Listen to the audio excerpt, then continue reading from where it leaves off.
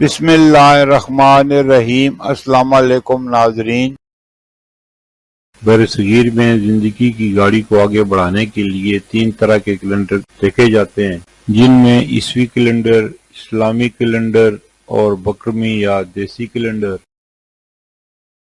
عیسوی کیلنڈر کے حساب سے 11 جولائی 2025 دن جمعے کا پاکستان، بھارت، بنگلہ دیش اور دیگر ممالک میں ہجری یا قمری کیلنڈر کے حساب سے 15 محرم 1447 ہجری دن جمعہ، سعودی عرب اور دیگر خلیجی ممالک میں 16 محرم 1447 ہجری دن جمعے کا بکرمی یا پنجابی کیلنڈر کے حساب سے 27 ہاڑ 2082 دن جمعے کا۔ ماضی کے دریچوں سے چند واقعات جو پاکستان اور مسلمانوں سے متعلق ہیں۔ 11 جولائی 1950 پاکستان نے بین الاقوامی مالیاتی فنڈ اور عالمی بینک میں شمولیت اختیار کی۔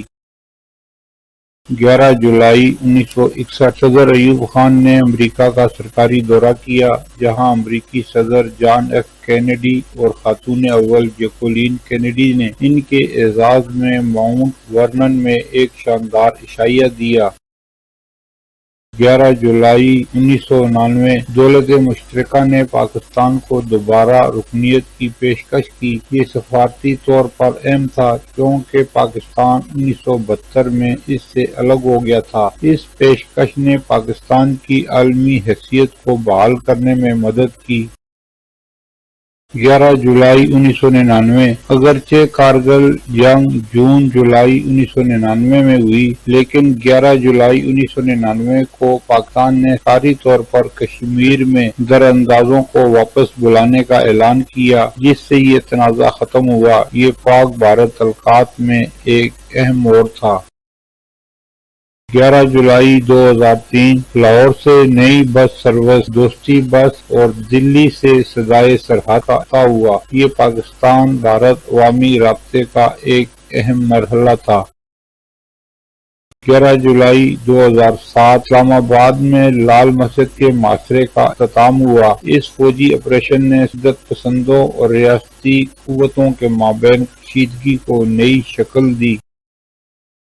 11 جولائی 2007 کشمیری رہنما برہان وانی کی شہادت کے بعد پاکستان میں کشمیر کے ساتھ یکجہتی کے لیے مظاہرے اور ریلیاں منعقد ہوئیں۔ یہ پاکستان کی خارجہ پالیسی اور کشمیر کے ایشو سے وابستگی کو ظاہر کرتا ہے۔ 11 جولائی 2011 سپریم کورٹ نے چیف جسٹس افتخار محمد چودھری کو بحال کیا، جنہیں صدر پرویز مشرف نے مارچ 2007 میں معطل کیا تھا۔ اس بحالی نے پاکستان کی عدلیہ کی آزادی اور سیاسی استحکام کے لیے اہم کردار ادا کیا۔